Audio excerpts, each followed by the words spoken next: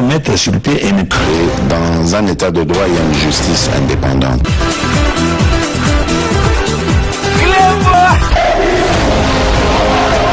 Ce n'est pas pour rien qu'il faut des conseils.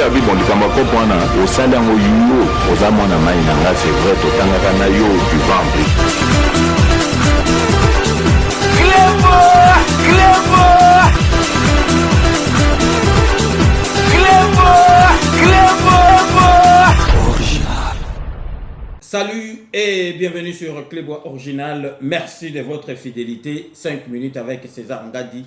Tout le monde est d'accord et il en restera ainsi pendant très longtemps. 5 minutes à l'élo, Toko Lobela, actualité, Boyebi, l'élo Tozali, jeudi, le 16, lobby vers 23h. Bato tout ba s'intéresse à la makambamboka, bo yokaki, communiquer, ou pesamaki na niveau ya gouvernement, communiquer à conseil supérieur de la défense, réunion ezalaki présidé na Emoko, chef des armées, son excellence Félix Antoine Tshisekedi Tshilombo. Donc ngai lelo na ye parce que mboka boyebake na côté est mboka ezali malamute communiquer wana nga na ye na solola yango na bino. Je vais être clair, oyo na kolobezo engagé kaka ngai moko parce que ngai communiquer wana na lalaki lobby donc ti ba 2h du matin na bandako il fallait écoute na sala émission moko na bino na zela nanu na yo kamakamni ne koloba makuna pour nazala hors CGT. Mais ngai personnellement nazalaki naza un peu déçu. Na évité ce qui est la stratégie à politique ou bien nini na évité. Et le kongai na lingi na ebisa bino batu bozali kolandanga batu balandaka 5 minutes na bakonjamboka to yebake tozali na guerre te mais tozali attaquer. Rwanda mutu attaquer biso mboka na biso. Donc biso tozo ko salaka ke tozali ko se défendre. Donc tozu attaque na Rwanda biso tozo se défendre par rapport à attaque wana. Ce qui Rwanda a attaqué biso te na sima M23 mais le biso toza na biso pepeleti le to ba rien. Ce qui tozali ko réagir ezali par rapport à attaque. Donc biso toza na guerre te tozali ko se défendre. Ezani tozali na kati ya ndaku na yo vandi na mwasi na yo donc na bana na yo na kati ya shinga mpemba donc mutu moko a koti akomi ko beta bana na yo na mwasi na yo osala ni o se défendre. A toza makasi te donc na minute wana makasi ekoya o se défendre. Donc to yitia na mutu na biso peuple congolais to yebake ba attaquer biso na Rwanda biso tozali kaka ko se défendre. Donc mutu moko te akozala contre biso parce que tozali ko se défendre. Mais oyo lobabi na communiquer wana na zo sabino ngai moko naza vraiment dessus moké parce que na koki ko loba donc ezali déjà attendu. Et c'est l'Obama makambona tozali on dirait tozali ko bondela tozali ko pesa bango sous dernier avertissement que bobima ba troupe na bino bobima na bango bobimisa bango et puis tokozwa ba sanctions économiques toka ki parlement ndenge et baraki ba contrat oyo wana ba longoli wana to boité.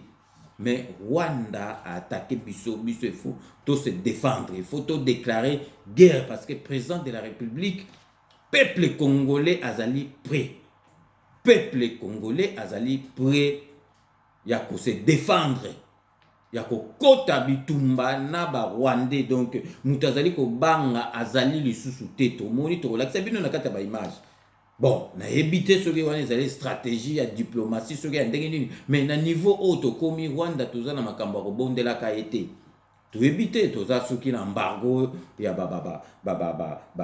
baarme tokoki kosomba te mais toluki kope na mutu moko toke Poutine yaka Poutine donc topesi yo donc de côté ozwa ata bato ebele bazwaka baminere wana basalelaka yango nini totalaki awa IGF esalaki masolo ya jekami bato ebele basalela minere bazolia baminere kanam bazokoyiba yango asala yango nini tobengi Poutine bon Poutine en échange topesi oyo kosela biso bamasolo parce que tozali na guerre et puis tozali koloba awa nazali koloba soki to raté na Félix Antoine Tshisekedi kosilisa masolo oyo na Rwanda yebaki Rwanda akozwa biso momi na ye donc ti Diego Kao tokosisa dotalaka Kagame donc akomi kobuleke ayebisaka biso ke aza 50% congolais Kagame aza lokele donc bozomona bino moko ke Kagame azo saka l'esprit na biso akomi tina niveau kochola biso donc soki to raté masolo ndenge to keibo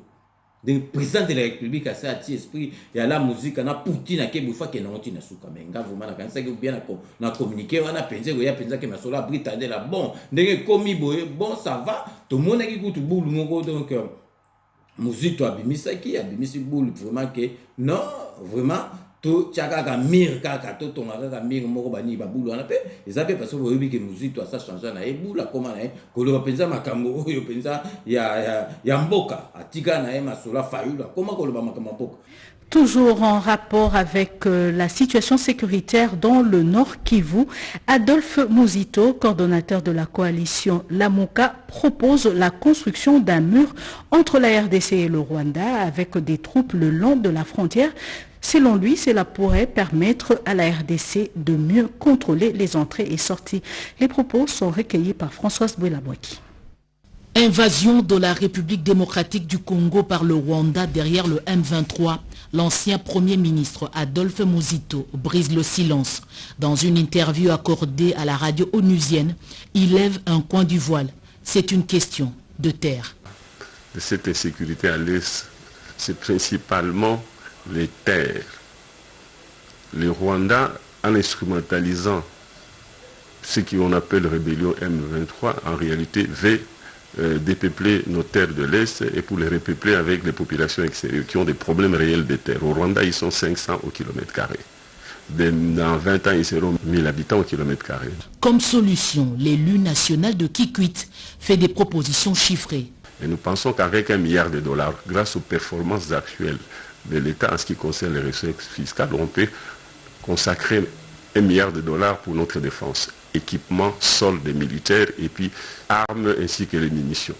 Mais aussi être en mesure de financer la sécurité dans les provinces de l'Est. Donc avec $1 milliard, on peut s'en sortir et donner une prime aux militaires au front. Placer des hommes, oui, il va plus loin pour proposer la construction d'un mur à la frontière. La vraie partie qui est, si vous voulez, fragile et qui est poreuse, c'est la partie des 60 km. Et nous pouvons faire un mur de 60 km. L'Ouganda, on verra à moyen terme. Et dans l'entretemps, il faut une armée. Et nous pensons qu'avec 50 000 hommes de troupes, on peut contenir les aventures du Rwanda. Nous devons nous protéger. Et ça signifie que les Rwandais peuvent venir ici, mais en venant par la voie officielle, parce qu'il y aura toujours un espace où des portes d'entrée au Congo, entrée-sortie, on n'arrête pas avec le commerce, mais nous nous sécurisons par rapport à toutes les agressions. Parce que la recherche de la terre va continuer. Ils vont être 1000 km d'ici 20 ans. Donc ils font ces murs pour sécuriser notre pays. Le débat reste fertile. Il est nourri par des pensées de tous bords. Donc pour Makambango et Fessila, pour niveau au président de la République Fachi Beton, Amemi Masolo, président Moko Nanu Amema Masolo Oyote. Donc vraiment, il faut tout se voiler la face, il faut tout ya nandenge donc ya basangote donc batouana bazo côté la busso, ba côté le busso namboka wana to monike donc tozo kanga ba M23 baza ba Rwandais bazali bato M23 te bazali ba Congolais te bazali batu ya M23.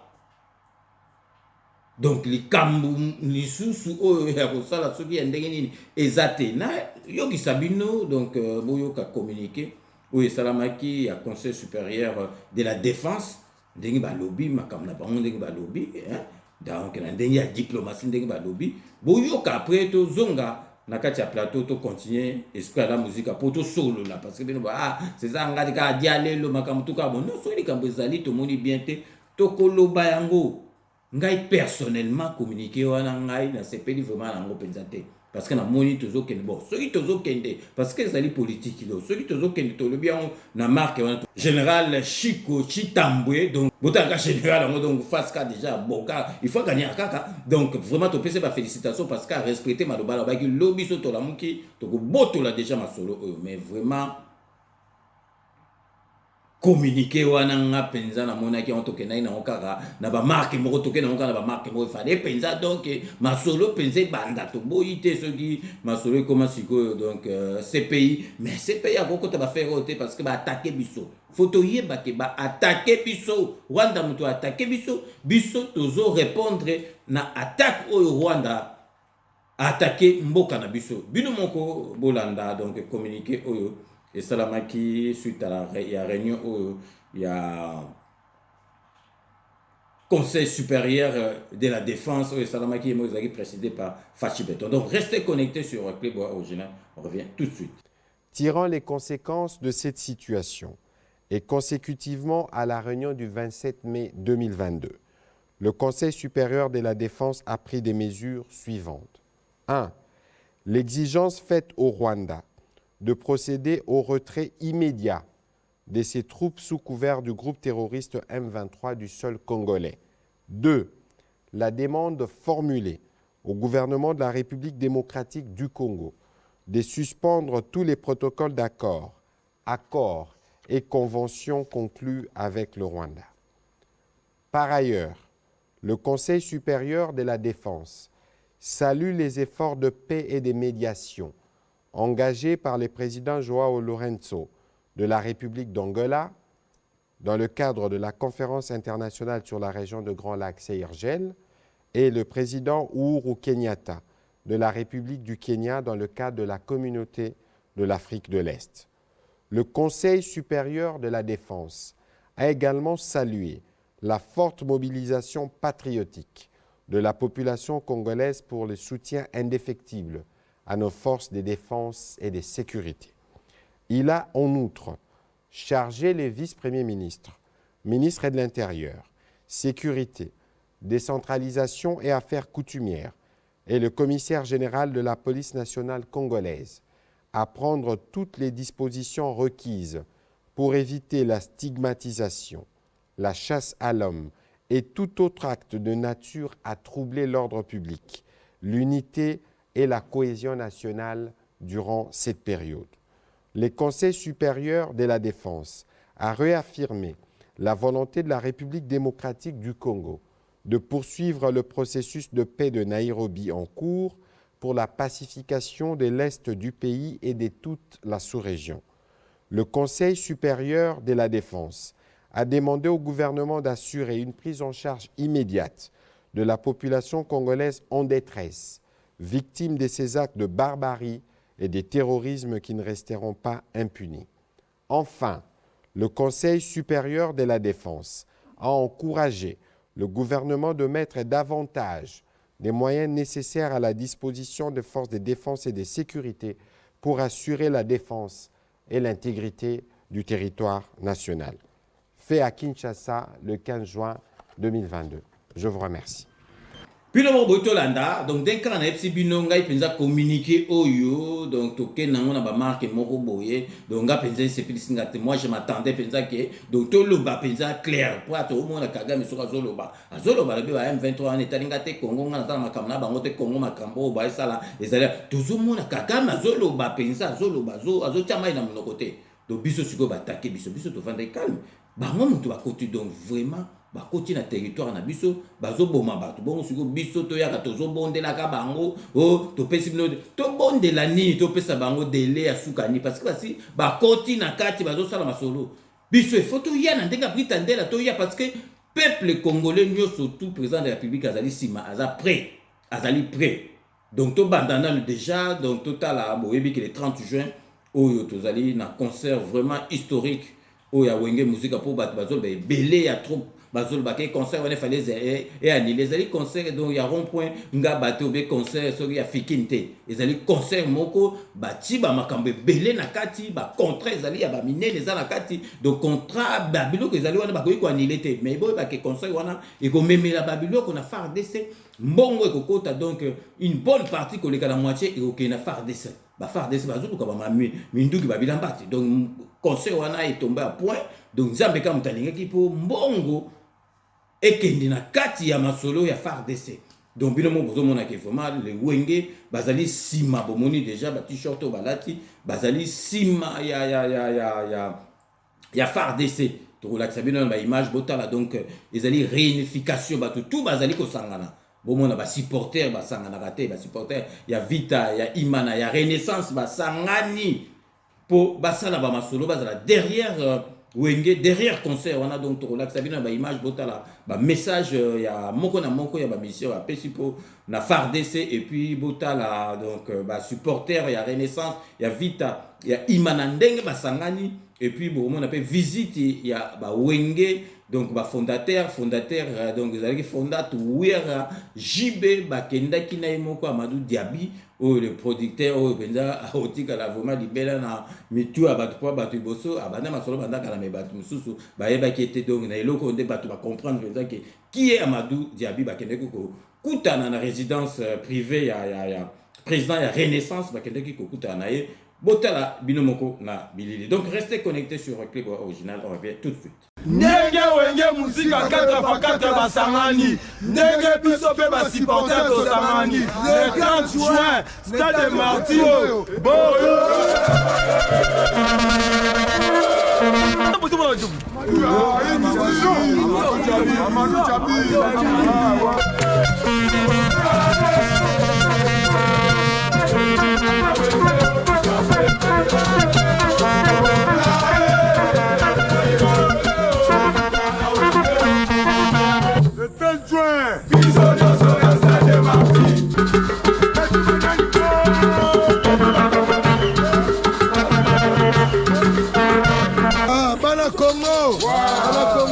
Bana Funa, Bana Lukunga, Bana Moamba, Bana Tiangu, Bana Mingalobate. Wenge 4x4 tout terrain. So nyonso to sangani bana wenge.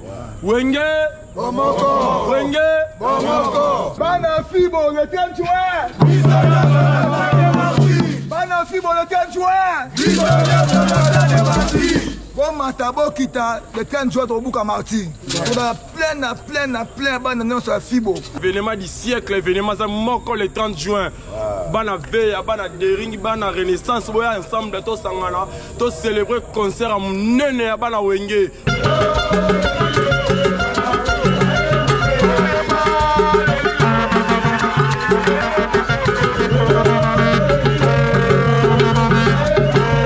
Jibe piana.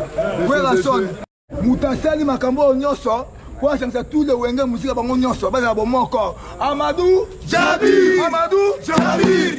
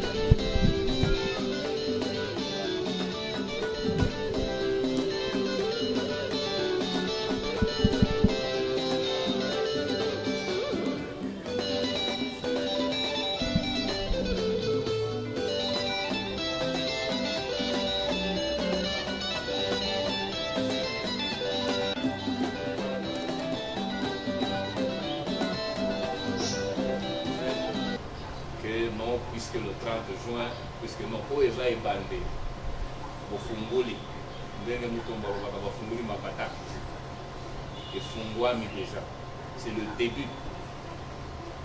Kaka iloko buzo sala, même buzo ko yozo le kana est, kaka da sima concert buzo ko ki makamonyo se tele. Ça dit ko sangisa mili moyo seulement, ko sangisa ka mili moyo, unité ya mili moyo. Bomoko ya mili moyo elatiye ndenge ozatumbi yako vous allez comprendre. Les plus initiés quand ils voient ça, qu'est-ce que vous avez fait? Autant qu'on en a bateau ils ont mis mon charge aujourd'hui le lingala passe toujours na tu vois quoi là tu vois c'est que nous sommes ensemble. Donc en son nom, au nom de M. Amadou Diaby, au nom de sa maison de production Massa Musique, au nom de M. Sama Basseli, au nom de Wenge, mais prenons la parole. Mais nous vous disons merci. Merci de nous accueillir et de nous recevoir. Merci d'avoir disposé de votre temps pour nous recevoir cet après-midi. Si nous sommes ici, c'est parce que nous reconnaissons d'abord ce que vous êtes et ce que la Renaissance représente pour le pays. Et nous ne pouvons pas faire cet événement qui est un événement historique sans passer par ceux qui, comme vous dites, détiennent les Mili Mouevat. Parce que derrière Renaissance, Mili Mouevat est belé de centaines de milliers. Donc c'est pour nous une façon de venir vous dire que nous sommes là, nous soutenons, nous sommes aux couleurs de Renaissance d'ailleurs, pour vous dire que nous soutenons Renaissance et les leaders de Wenge viennent vous dire merci pour tout ce que vous faites.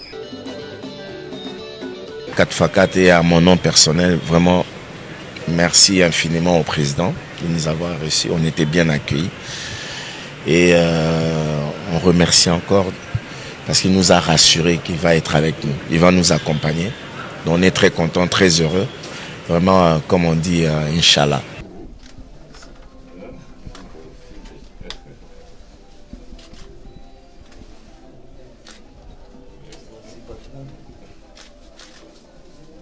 Ambassadeur, vraiment.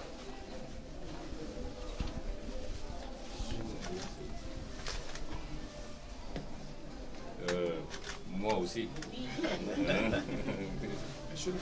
Ça c'est pour montrer que nous sommes ensemble. Après les 30 juin, Ouais. vous savez, moi je suis dans le football. Je décide devant mon frère que je vais adhérer à 100% à la Renaissance. Vraiment.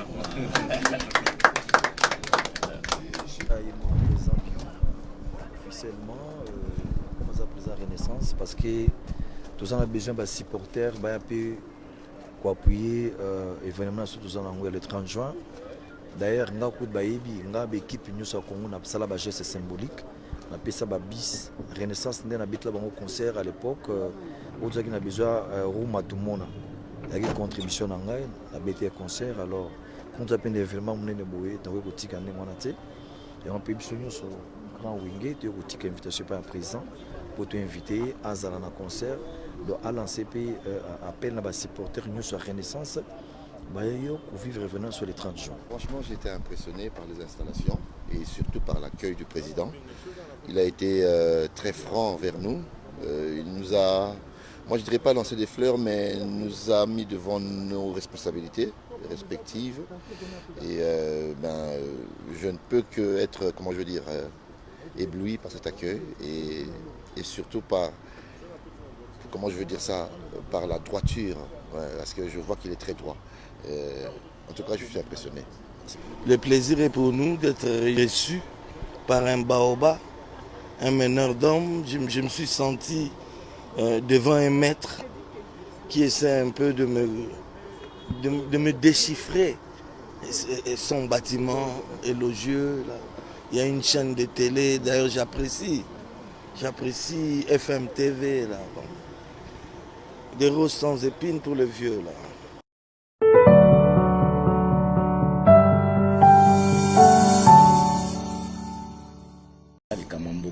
So taliomoni même na Ukraine, guerre eza makasi, mais équipe nationale na bango ebete balé. Donc ça veut dire que bien que nous sommes attaqués, mais on peut travailler pour aider le pays. Donc pour aider FARDC. Donc les producteurs n'ont pas eu ça bien que a une partie à il y a un condamné ça qu'on a. Donc voilà, donc rien à dire. Congolais ne soyez que la mise à jour s'impose. Donc Wenge musique à 4x4 va redémarrer le monde. Donc Makambo monde sera redémarré. Donc rien à dire. Les akanda te jouate master lobby Congolais mota on va en parler jour on a évité ce zandengeni. Donc na sengi ba fan tout ya Wenge musique abaya ebele ndé ba na poto ba avion et zo ya mikolonio so plein ba ya concert. Vraiment gloire à Dieu pour ça quoi. FARDC tola tiawa lelo tobi ke mboka na sotsa na problème tako boya ngwazati toza attaquer bat bazo kufa du jour et du jour. Alors biso na geste oya ko sangana to limito sangana c'est bato nyoso pe na Congo bazala bo moko pona ko soutenir FARDC kon biso za ba modèle biso le to pesa guna musique génération na biso yango lelo eboti ba génération ebele au monde baby. Si vous avez les cancer, vous avez mais tu as que bien que tu aies un événement, tu as que tu as combattu dans le monde, tu as un problème, en fait, tu as un problème très grave. Oh, le lot qui est dans l'Est, le problème est ali, alors il y a un peu de la paix, de la paix qui est là. Pour ceux qui pèsent, moi, je suis en musique, moi, je suis en disque, c'est des atis. Alors, paix à biso lelo musique eza a fait donc sans frontières. Tous ça ba fanatique partout dans le monde. Na ba pays sur Afrique ba fana so bazali. Donc biso il faut tous la to ngaka paix ezala. Yango to lati biso ba FARDC ezali geste moko symbolique. On a que ça ba congolais nyonso ya Congo. Biso ezali derrière FARDC et puis dans lancer message moko. Côté sur le bec mbongo wana soki côté ba longola une partie ba otindango na ba femme violée na Esther et puis encourager ba faire des choses pour n'habitude biso mo to ndimi quand même to se sacrifier to beta concert mbongo pe ya biso ekota na kati bo yus comme to zolinga makamba concert betate contribution no ezani na limite ezana mwa bige non comme toi na problème na mboka en tout cas banda lui a fait na démissionner na ça sous musalate non to ko travailler mais to ba ke côté mo to na problème donc il faut que tu as le beaucoup ko aider ko contribuer pour nango yango moni geste on a répétition to là tiens on prend le saké Wenge musique 4x4 bon chic bon genre tout ça derrière FARDC to bengi batunyo surtout to le but de soutenir FARDC. Donc le pays est vraiment na mwa mobulu kota est to compatir na bango to za bisonyo to pesi concert oyo to ko senga bongo jour indépendance nous serons libérés ce jour-là et que Congo momba eza uni to ko telemela banguna no litolinga Congo na bisomo Congo eza likolo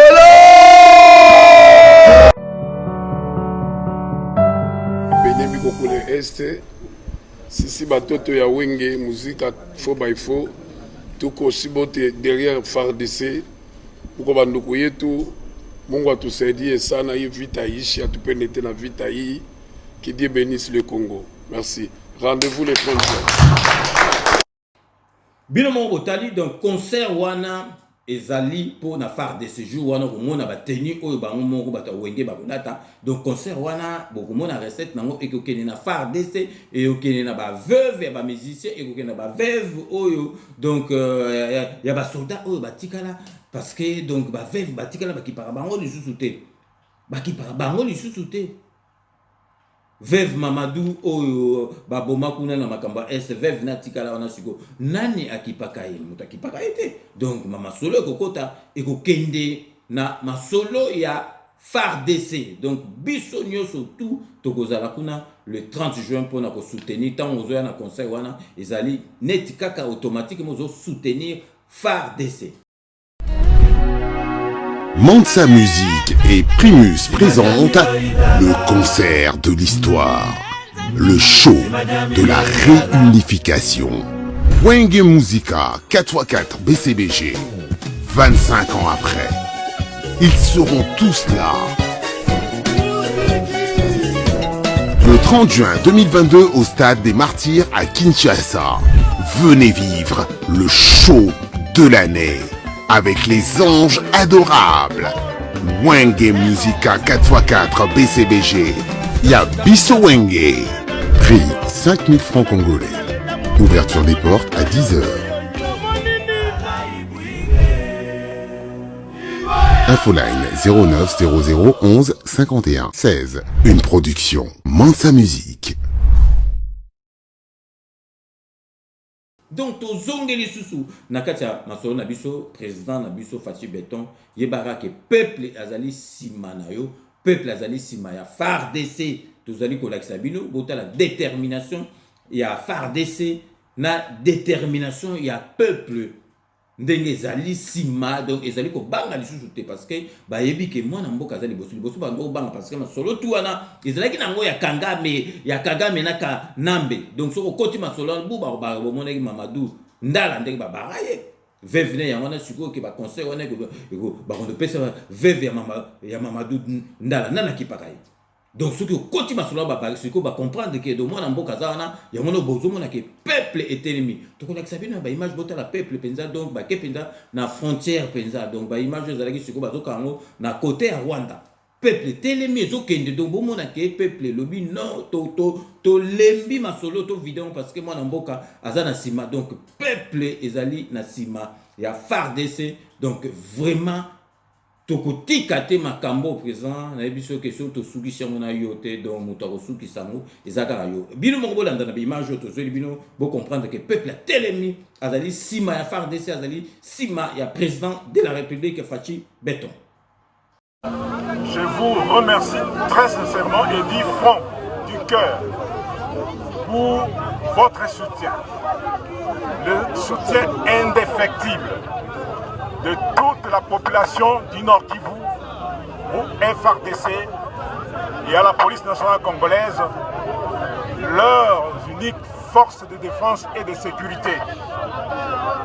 Vous n'avez pas deux polices, vous n'avez pas deux armées, vous n'avez que celle-ci. Et l'armée et la police vous disent que aucun territoire, aucune partie, aucun centimètre, aucun millimètre du territoire de la RDC en général, et surtout du Nord Kivu en particulier, ne restera entre les mains de ces terroristes. Nous allons tout faire et tout mettre en œuvre pour bouter hors du territoire national ces criminels, ces terroristes, avec leur soutien. Le Rwanda ne nous émeut pas, ne nous fait pas peur. Et nous allons le combattre. S'il veut la guerre, il aura la guerre. Pour le moment, nous vous remercions pour vos actions. Nous vous demandons à manifester pacifiquement selon les recommandations du maire de la ville. Et votre mémo est bien arrivé, votre appel est bien entendu. Nous allons le remettre aux autorités compétentes pour qu'elles puissent examiner vos propos, vos revendications et nous les permettre de les mettre en pratique. Donc, rassurez-vous que tout sera mis en œuvre pour que Bunagana soit libre, pour que Rutshuru soit libre, pour que le Nord Kivu soit libre et pour que la RDC soit libre. Personne ne va occuper un seul centimètre de notre territoire. Je vous remercie.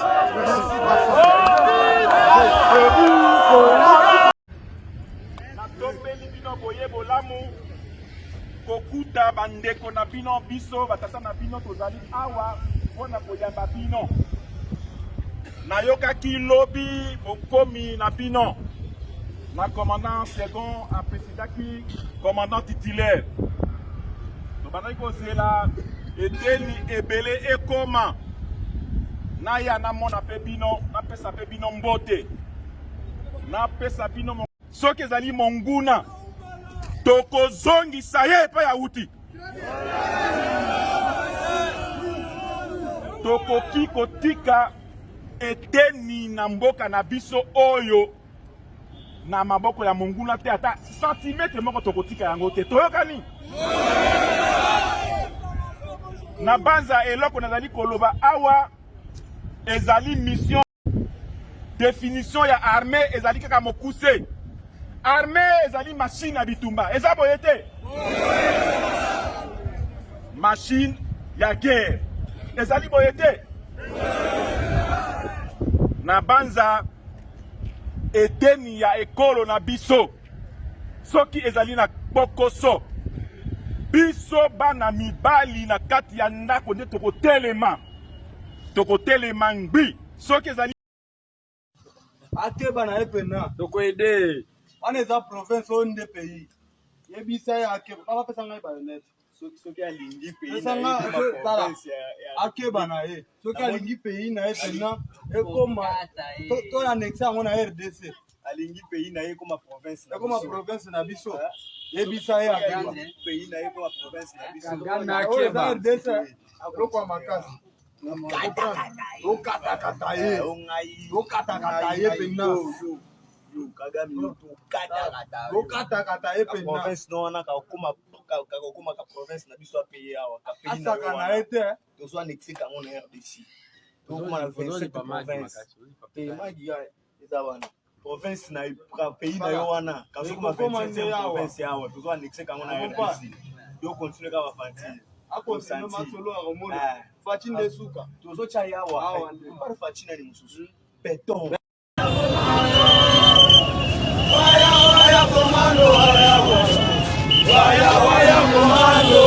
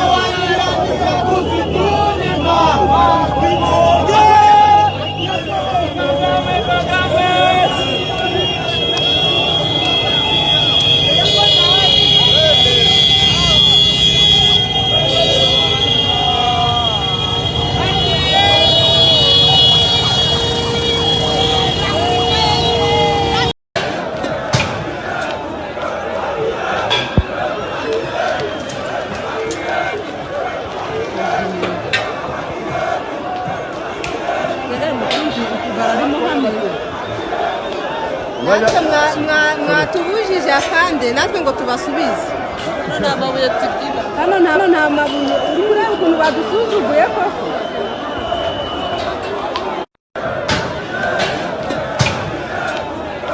Bino mongo boto landa donc peuple azali ko banga lisusu te kala bato babando ko banga soko lobi makambo parce que kanamba azalaki na cop na Kagame bazali na cop soko ba monyo ka ngo videse masolo bu ba telemelio ba yeba bare siko peuple ayebike président de la République azali mwana mboka donc alingi masolo esila yango bozo mona ke peuple azo se manifester na ndengo parce que kala peuple abandi ko banga na ye abandaki na ye ko banga parce que soki ma alandeka ba masolo e ko pesa fo ba ko barre bo mona i Mamadou Ndala ndenge ba baraye parce que abandaki ko linga sisa masolo a yebisi ba onke masolo o ya gero tozoko tona tina Rwanda un peu ba o sala biscuit ba fente kende makomo ba baraye donc Kagame muta baraye na kanambe wana yebanaki nango bandaka bon donc poka na makambu il y a détermination et sitting moko ezali na Château Rouge le 18 à partir de 14h donc Papito Chamala ba to IDP surtout barozala na Papi Tchotchama na Congo Fort, président Congo Fort, donc initiative naie, donc Pacheli Mikobi batu tout barozala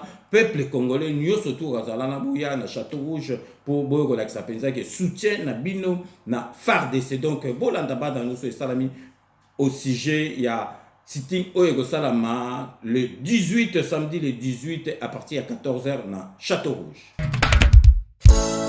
Plus jamais les groupes armés au Congo.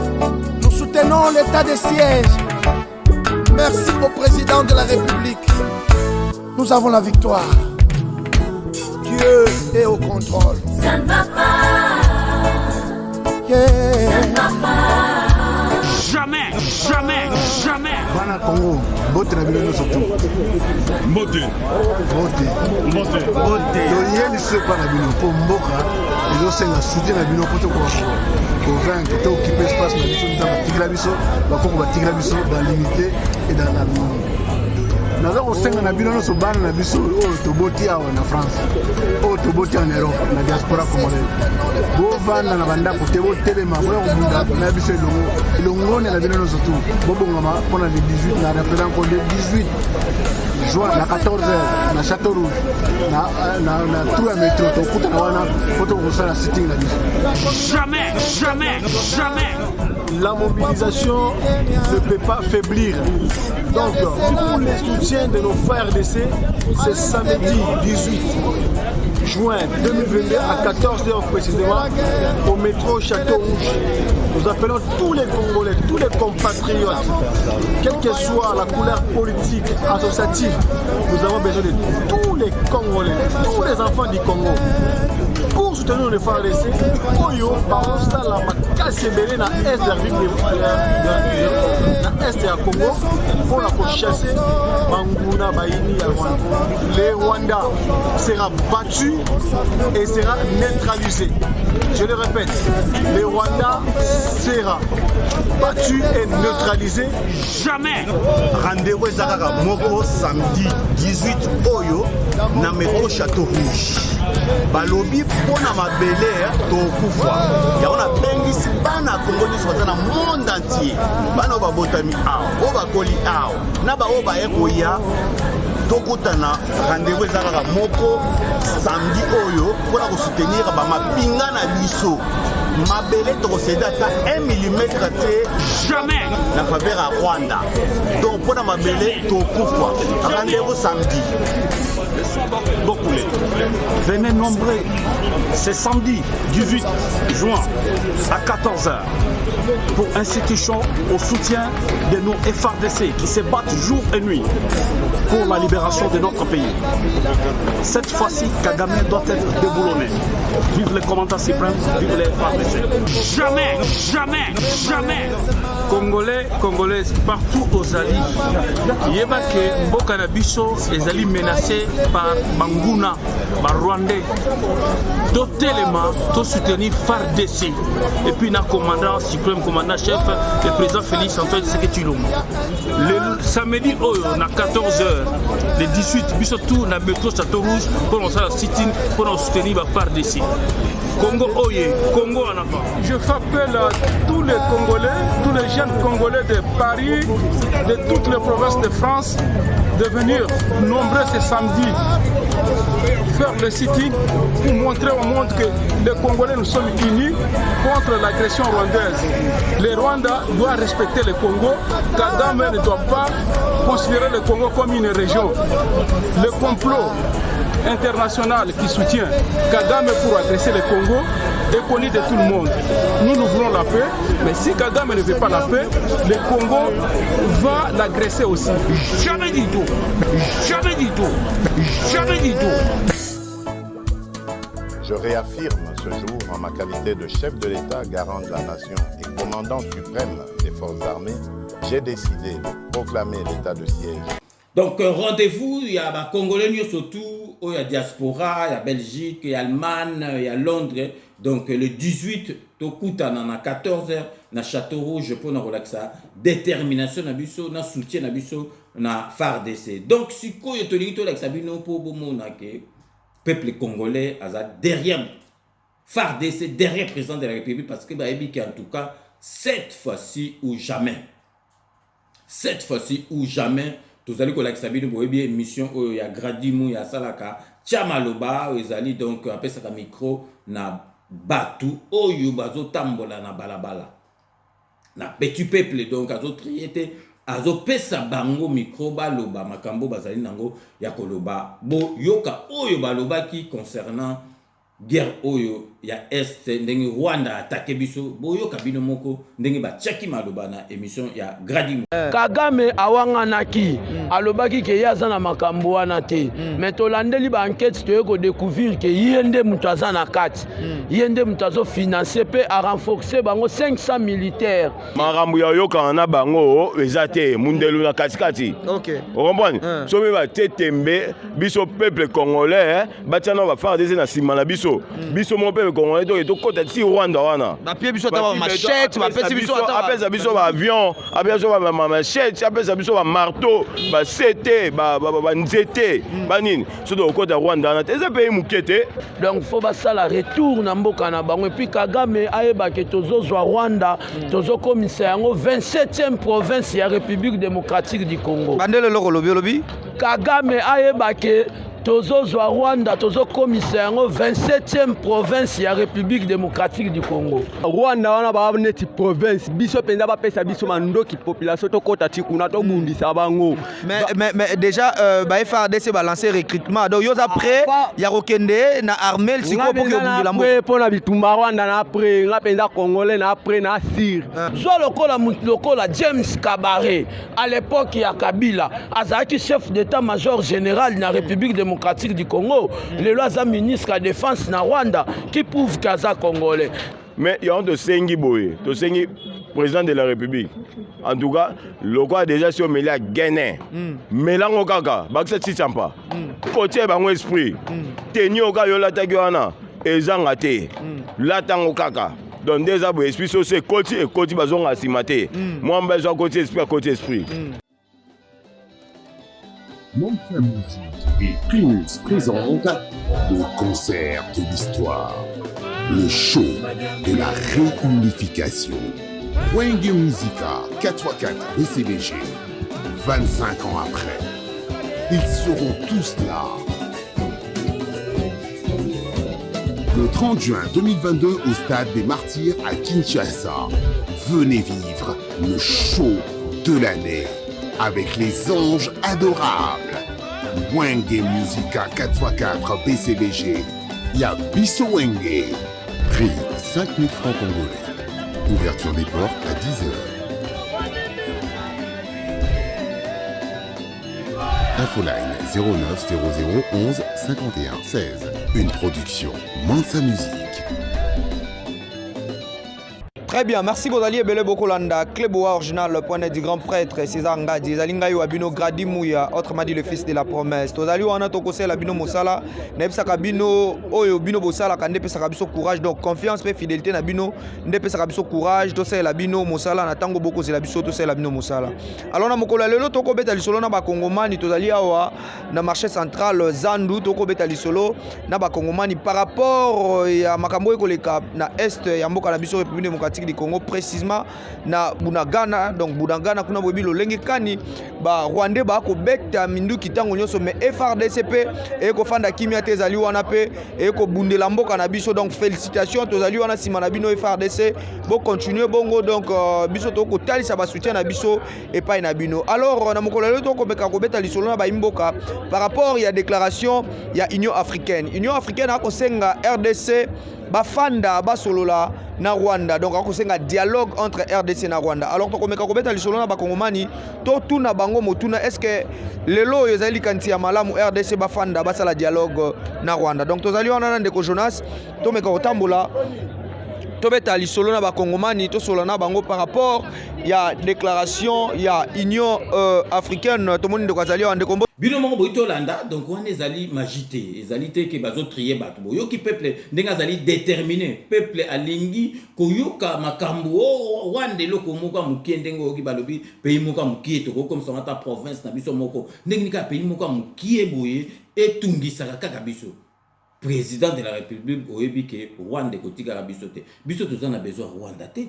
Rwanda mtazana besoin na biso parce que azana donc na COP na ba minéré na biso po azwa kango po ematsaka mboka na ye.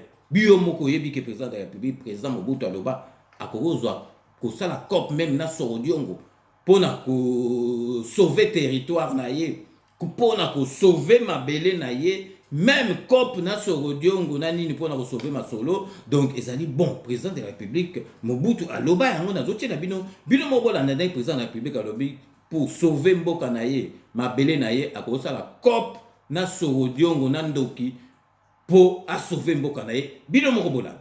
Nous devons marcher à fond, même conclure des accords avec le diable pour refaire l'unité du Congo. Rien à faire. Et le Congo restera un et indivisible. Bilemo Bolandi, président Mobutu, donc Tokoki Koloba, Makamunyo surtout, Otokolo Basirié, mais en tout cas, na défendre Mboka Nabiso, Mabele Nabiso, président Mobutu, Azalaki défaté. Boyoki. Donc, à l'obi, pour na sauver Mboka Naya, ça la COP na diable. Donc, ils ont tout jeté. Donc, vraiment, besoin na Naba Nabasi, ba jeune fille. Buzomona to monaki bangokuna d'ailleurs to sala émission monene parce que donc vient ngana seka mabe vient ngana leon lembalemba voilà puis vient ngana parler to ko la place moko wana zali penza donc on a bengi yaya lembalemba donc ya bando confondre vient to sala émission mobimba na so ana yo donc on doit confondre yeba ke vie ba makambu tout oyo ya ile na internet ni sote za solote a monaki ba image moko ba fille mo alwe ba tina ba na fond non. Ba fille wana donc bazali donc ba jeune fille ya Ituri donc bazali kozwa avion pour ba kende na repos na kota Bunia bazo kende kozwa avion pour ba kende na Kananga ezate ke bazo kende na fond bandimi ba kende bunda talaka ba jeune fille abo ba bundi bandimi bazo kende ko bunda bazali ko banga te bazali ko kende ko bunda ndenge ozota na ba image bandimi donc bazo kende kozwa formation pour ba kende ba jeune fille mususu na ngwa bondima ba boulot. Nana ngonde babulo et plutôt luba peto luba te occasion za bien tout monde ba combattant donc ba millions de morts ba combattant au bazalaka occasion yango yo botelema bozo ba vieux bokende kuna ba recruter bien na FARDC bokende kokutana kaka na Kagame donc bosila na kana occasion yango ba combattant bondo bunda pona ba millions de morts occasion yango siko penza ya okende penza donc kuta Kagame kuna penza to sila na kaka naye donc vraiment peuple congolais to yeba vraiment que peuple congolais masolo oyo et que si la kaka na Félix Antoine Tshisekedi ce qui to raté ko si ça masolo oya S masolo oya Kagame na Félix Antoine Tshisekedi wana boyeba penza ke et komi nango ya libela donc vraiment Rwanda donc amoni libiso ti to kodayaka ti bakoko na biso ba kodaya ti donc to kodayaka libela donc a lâché les sous bisoté yango wana il faut to silisa masolo oyo boyebi na kati émission na biso tozali na rubrique oyo to koma kotika la maloba na bino peuple congolais boloba oyo bozali nango ya koloba bomoni dernièrement ba message comme tellement belé na tchaki mibale ya mikuse ya batu mibale. Donc on a comme Golexata 2 pour vider ba message je vais passer ba tobé ba tinda ba message mais ti le donc ba message na ba zo le kate mais bozwa mal na bino en patience so tinda ki message na za nango ekoleka donc on a commis Golexa ba message mibale bo landa message oyo ya lelo ezali adressé na président de la République na biso Fachi Beton. OK, bonjour César Ngadi grand prêtre naye na cadre ya message à chef de l'État. Les Alingaï combattants, il y a Tongo, il y a JDPS, camarade Jean-Marie Matoussi, en direct il y a États-Unis d'Amérique, précisément à Oklahoma. Dans un message, il y a Koyebisa, chef de l'État. Message Nangaï Ezali, il y a les bossons na PCI na Mbote, et puis Nazali ko féliciter na ba mesure a outi kozwa par rapport à situation à est par rapport à M23 et puis Rwanda où yebali na ba surtout. Alors message na ngai ezali ya liboso na lingina yebisa mokonzi biso to lingio mingi pe to ala souci ozwa deuxième mandat na yo pour bomisa Congo. Parce que moi, je suis yo. Mais, zinga zinga na yo batamabe bazali ebele mokonzi pona karta suka totikali na yango oyo soki tobeti yango kindingu masole vandi RDC bongi ezali kaka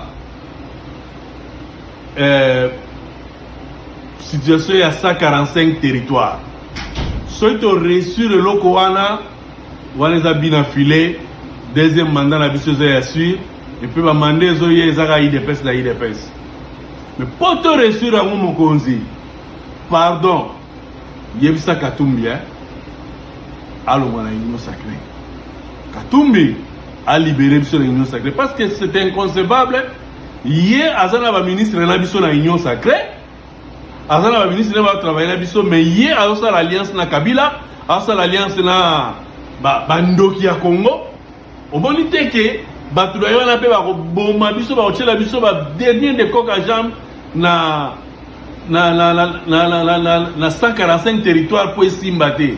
D'où pour la biso Simba banana ngochana Katumbi libanda. Et deuxièmement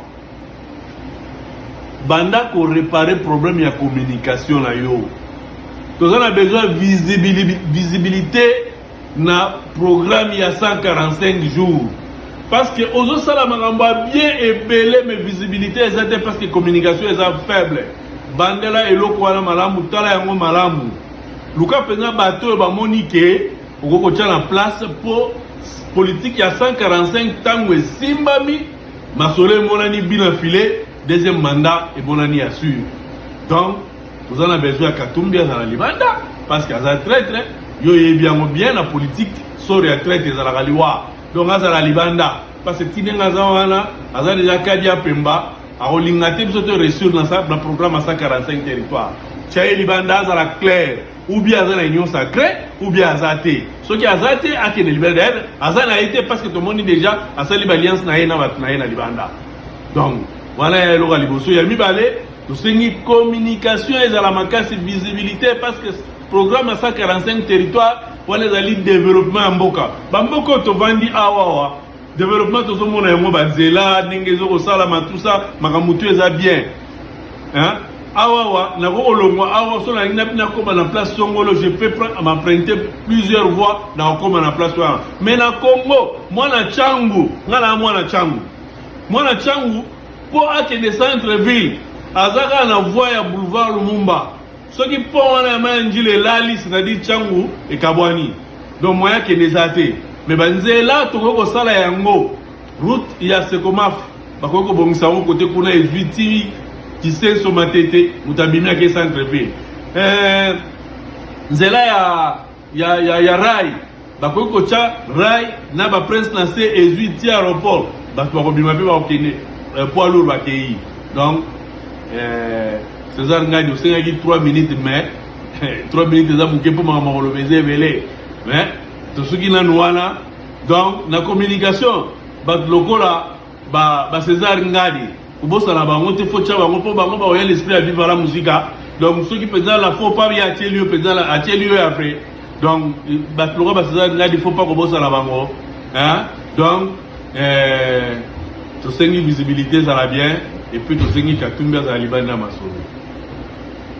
Donc bino moko bolandi wana ezali message oyo bino bokotinda parce que ba ebele ces Ngadi loba boy na sali rubrique oyo po na bino mutu nyoso to azali na message oyo kolobela na président de la République parce que président de la République aza magicien te mutu tout il faut contribuer pour na ko tombola mboka na biso botindeli ngai so bolingi vidéo so po lingi audio zo bezolo donc zo na bezolo ba kombo na yote otindi yango ngai na ko tchango na émission président de la République ako landa ye moko akolanda yango po ayebake ba besoin na bino nini eloko nini bolingi o bino bokoki ko aider président de la République na biso donc vraiment tozali koloba lisusu tozali ko beta c'était tozali na guerre te to koti guerre parce que Rwanda ye attaquer biso to vandi na mboka na biso Rwanda côté de biso tozali ko se défendre na attaque oyo ya Rwanda donc tozateke biso to bandi guerre na Rwanda yeko tumbula biso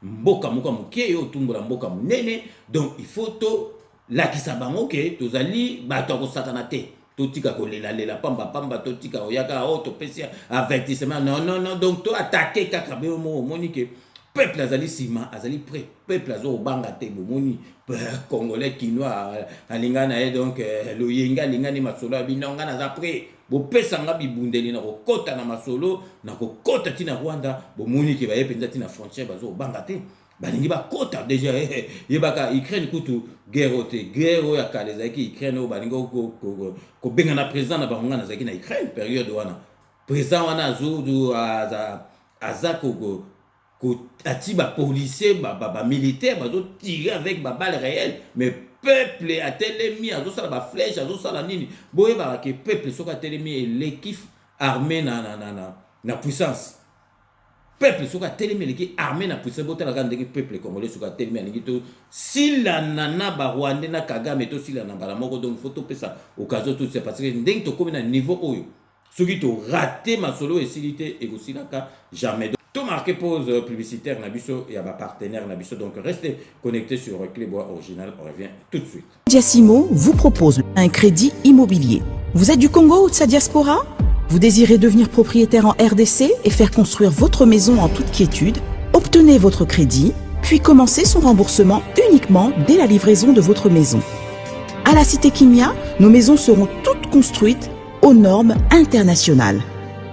Situé à seulement 25 minutes de l'aéroport de Njili, 10 minutes de Safari Beach, au cœur de cette cité moderne, vous y trouverez aussi un centre commercial avec plusieurs commerces de proximité. Nos bureaux sont situés au 173 avenue Mutombokachi, dans la commune de la Gombe, référence rond-point Forescom. Venez dès à présent réserver votre lot dans ce nouveau havre de paix à Maluku, ce nouvel Eldorado au Congo. Kodiasimo, la meilleure adresse pour construire la vôtre. Sepela TV ezali décodeur ya Banamboka. Sepela TV différence nango ezali na ba décodeur mususu o tozalaka nango na kati ya ndaku. Sepela TV botala ngo ezaka mukie. Eza mukie olingi ko voyager ozu yango o voyager nango. Parce que ba décodeur obiso tozalaka nango evandika na ndaku mais Sepela TV déjà za mukie botala ozu o koltion ka na poche na kosi na poche à veste au voyager au memi yango partout dans le monde ici kazo kende. Donc ozaga na besoin ya câble HDMI courant na internet est comme partout courant zalaka partout. Donc ils en a plus de 500 chaînes yo surtout ya kitoko bilengi ba choix ya congolais kaka mutaoye bango. Donc congolais kaka mutaye bango. Congolais kaka mutaoye ba elengi nini yo kaka. Donc congolais kaka mutaye bango. Donc c'est relative ça ya Banamboka. Bozwa abonnement nango okozwa ngo ya ne mobimba okozwa ngo pe par mois au bengi bango na ba numéro na bango bozali komona. Donc Sepela TV ezali décodeur ya yo ya ngai. Donc ezali ya étranger te ezali ya Banamboka. Avec Sepela TV tout le monde est d'accord et il en restera ainsi pendant très longtemps. Bienvenue dans le monde de Sepela TV. Sepela TV est le décodeur qui vous permet de suivre les chaînes du Congo en direct de la diaspora.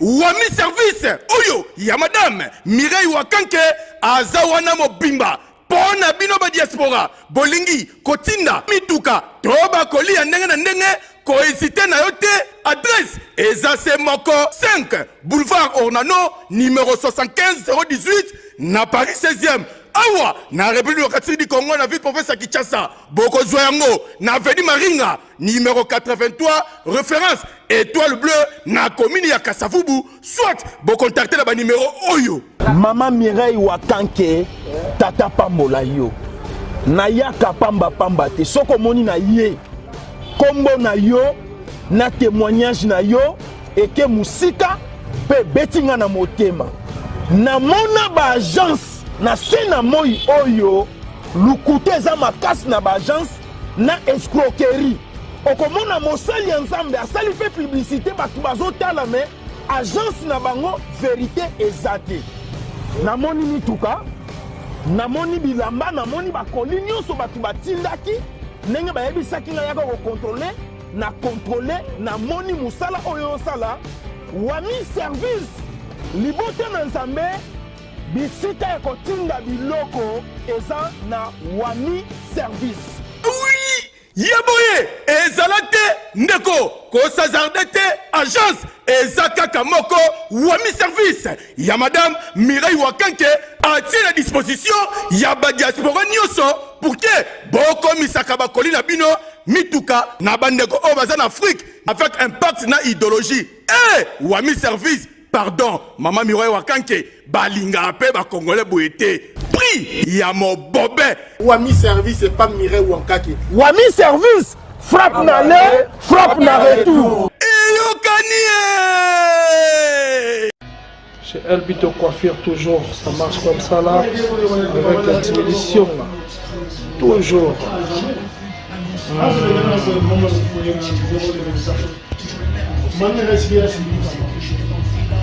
Salon number one, chez Elbito Coiffure. Il coiffe avec sourire, il coiffe avec noblesse. Chez Elbito Coiffure.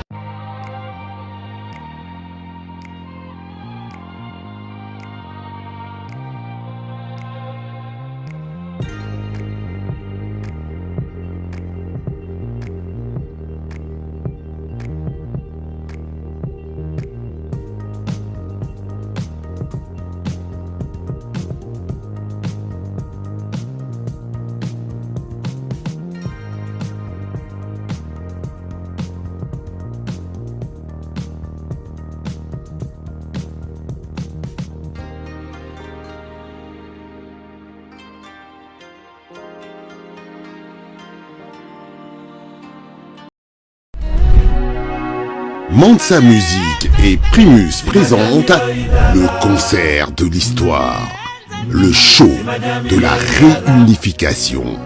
Wenge Musica 4x4 BCBG, 25 ans après, ils seront tous là. Le 30 juin 2022 au stade des Martyrs à Kinshasa, venez vivre le show de l'année avec les anges adorables. Wenge Musica 4x4 BCBG, Yabiso Wenge. Prix 5000 francs congolais. Ouverture des portes à 10h. Infoline 09 00 11 51 16. Une production Mansa Musique.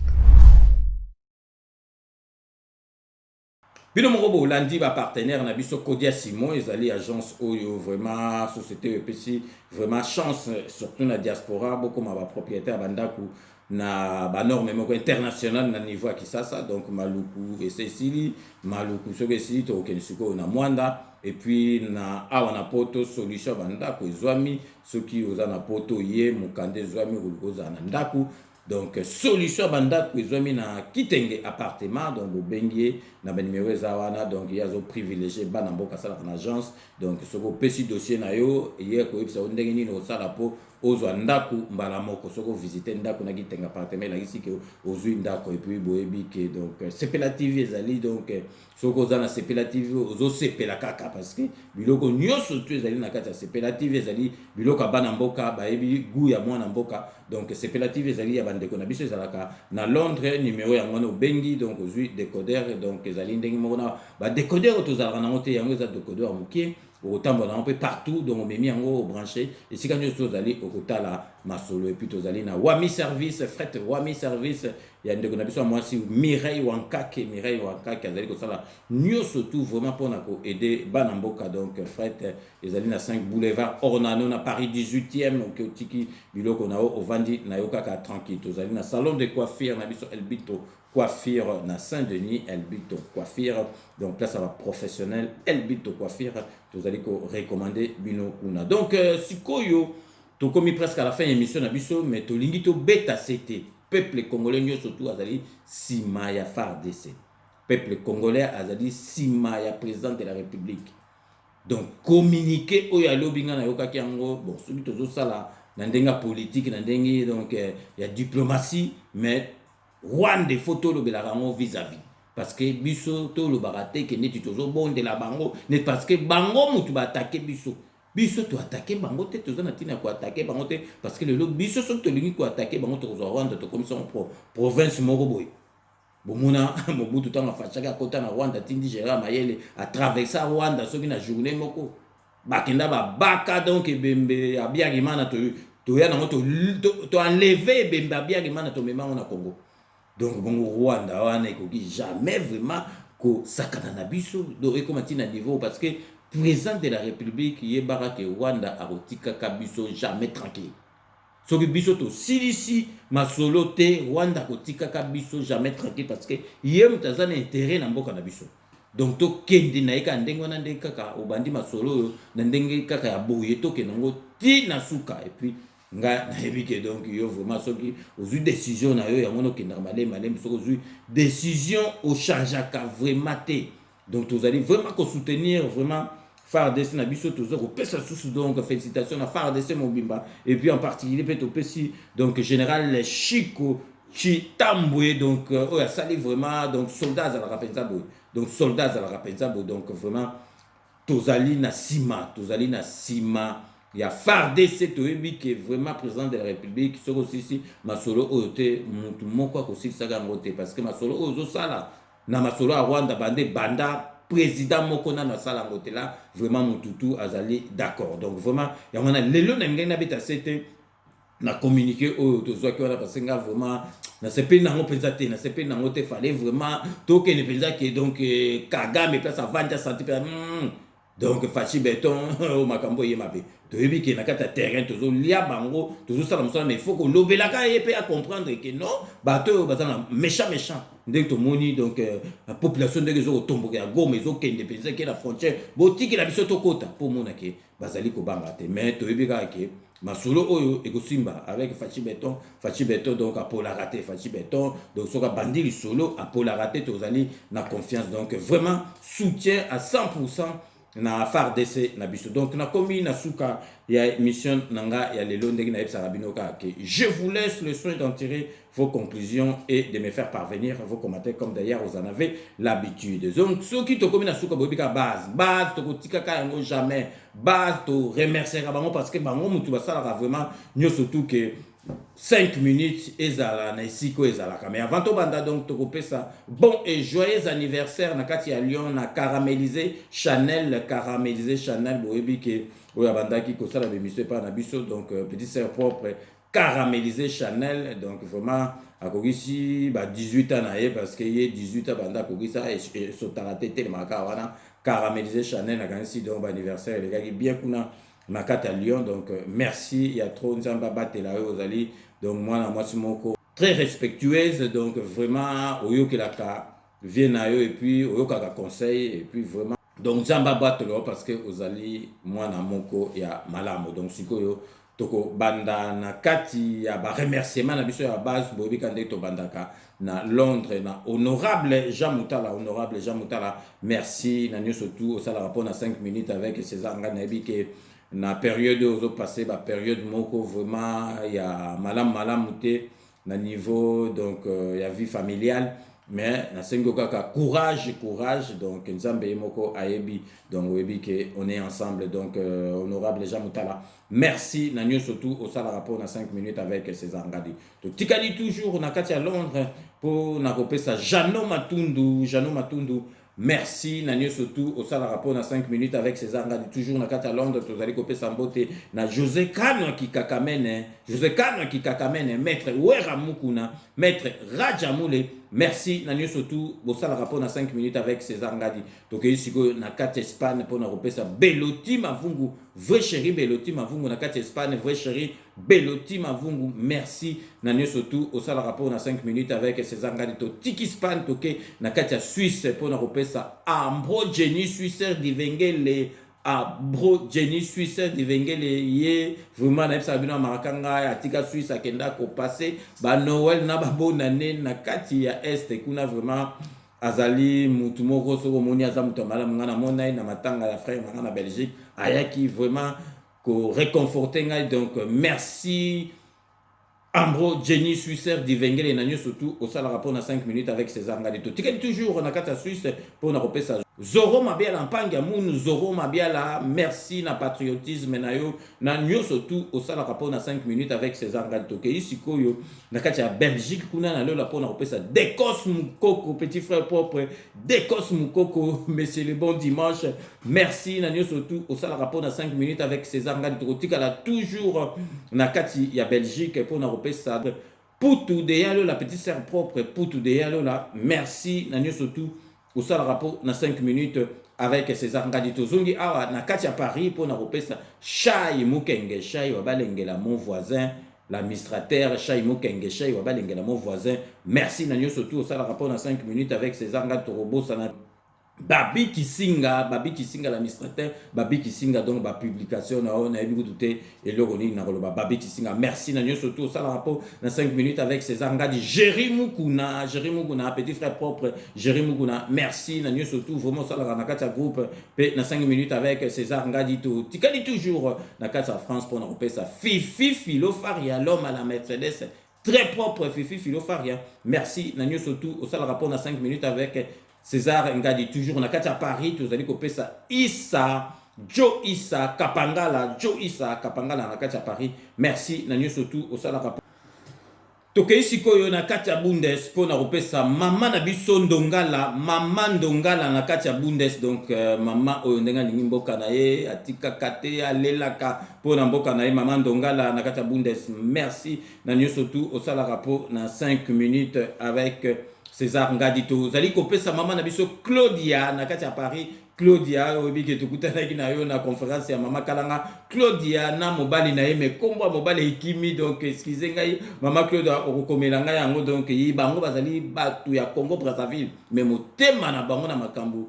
ya Congo ya Kisasa batika yango te surtout mobali na ye mama Claudia betela inga masolo mobali na ye donc vraiment kota kinga na kati ya motema donc na mona ke Congo Brazzaville tozali kaka Batumoko donc mama Claudia mbote mingi na papa bana donc merci na nyo surtout bo sala rapport na 5 minutes avec César Ngadi toke toujours toke sikosu na kati ya Bundesport on pesa Nelson Muzinga merci na nyo surtout au sala rapport na 5 minutes avec César Ngadi toke na kisasa pour on pesa petit nanga Guilhem Massa merci na tokei siko na kati ya Bukavu vraiment boyebi ke bato bazalaka na kati ya Afrique kuna donc o balandaka basombaka internet cher donc na kati ya Kivu kuna na Bukavu tozali kopesa bote na Pascal Modilo merci na nyo surtout au sala rapport na 5 minutes avec César Ngadi to tikali toujours na kati ya Afrique mais cette fois-ci na Kenya pour na kopesa Pablo Kandolo merci na nyo surtout au sala rapport na 5 minutes avec tokei siko na kati Hollande pour na repesa mama na biso petit sœur propre Neves Nsimba merci na nyo surtout au sala rapport na 5 minutes avec César Ngadi toye awa na Seine-et-Marne plus précisément na kati Damari Lelise petit sœur propre donc salinge sengolelo na kutana na Nanou Mofondo pressing Nanou Mofondo merci petit sœur propre Nanou Mofondo na nyo surtout au sala rapport na 5 minutes avec César Ngadi na sepela ki ndenge na monaki donc Nanou ebike vraiment vient na yo akoki jamais ko bossa na yo Nanou Mofondo merci na 5 minutes Oyo Olandaka avec César Ngadi Toko Pesa Susumbote Nakata Paris na Lixon Kangi petit frère propre obi que son amonio na zalaka nesengo Lixon Kangi merci na nio surtout au sala rapport na 5 minutes avec César Ngadi Toko Pesa Mbote na Mathieu Lusomba Nakata Paris petit frère Mathieu Lusomba Nakata Paris petit frère propre donc merci na nio surtout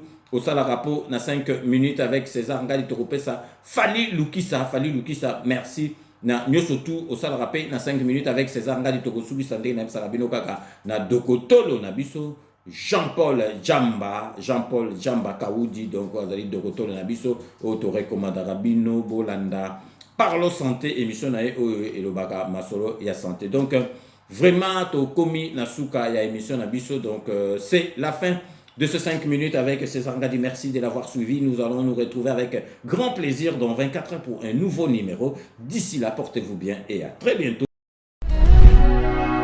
Mansa Musique et Primus présentent le concert de l'histoire, le show de la réunification. Wenge Musica 4x4 BCBG, 25 ans après, ils seront tous là. Le 30 juin 2022 au Stade des Martyrs à Kinshasa. Venez vivre le show de l'année avec les anges adorables. Wenge Musica 4x4 BCBG. Yabiso Wenge. Prix 5000 francs congolais. Ouverture des portes à 10h. Infoline 09 00 11 51 16. Une production Mansa Musique.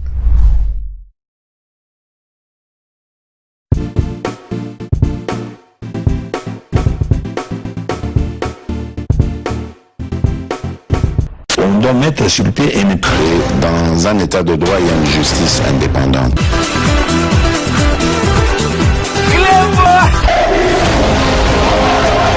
Ce n'est pas pour rien qu'il faut des conseils. Oui, bon, au sein d'un c'est vrai, tu vends.